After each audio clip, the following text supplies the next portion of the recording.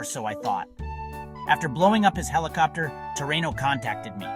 Turns out, he was a government agent and he wasn't dead. He forced me to do a bunch of dangerous, top-secret missions for him out in the desert near Las Venturas. He promised that if I helped him, he would use his influence to get Sweet out of prison. It was another case of being under someone's thumb, but this time there was a real prize at the end of the line. Working for Terreno led me right to the bright lights of Las Venturas. Woozy had a plan to open a casino, the Four Dragons, to compete with the mob-run Caligula's Palace. He made me a partner. This was a whole new level of operation. We weren't just taking over street corners anymore. We were planning a heist on a major mob casino.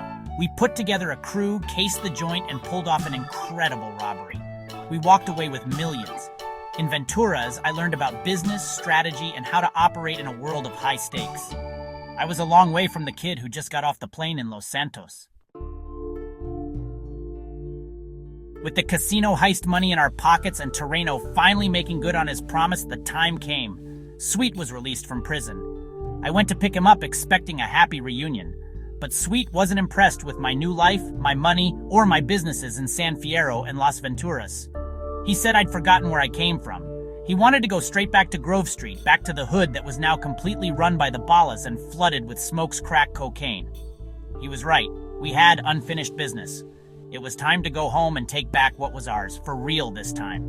Returning to Los Santos was like stepping back into a war zone. We had to start from scratch all over again.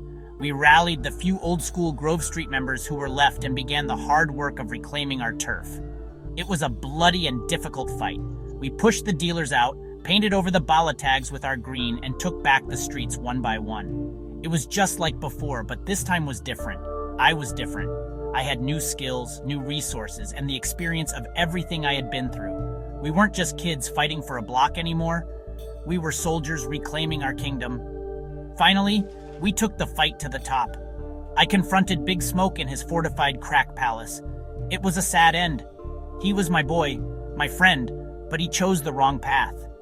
He admitted he got caught up in the money and power, and in the end, I had no choice but to take him down. Just as it was over, Tenpenny showed up for one last showdown. He tried to get away in a fire truck, leading me on a wild chase through the city, but his luck ran out.